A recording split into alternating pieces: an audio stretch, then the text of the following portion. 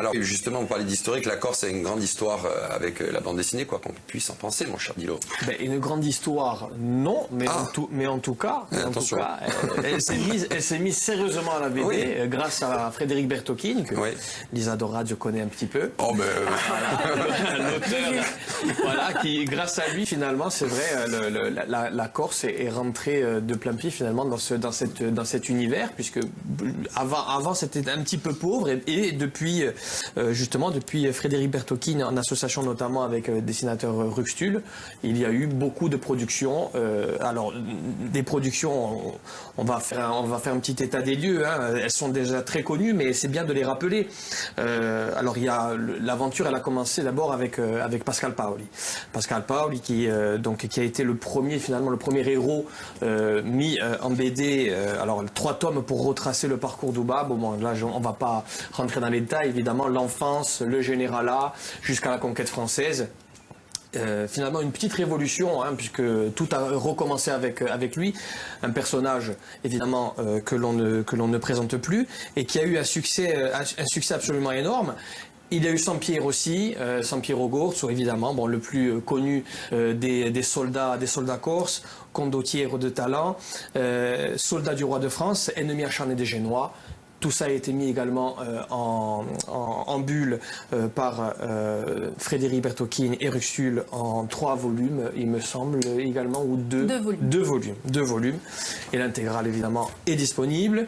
Et un fait méconnu a également été mis en bulle, Dilo. Absolument, un fait méconnu. Alors bon, un fait épouvantable, mais un fait méconnu, puisque voilà, il y a les personnages historiques, mais il y a également les faits.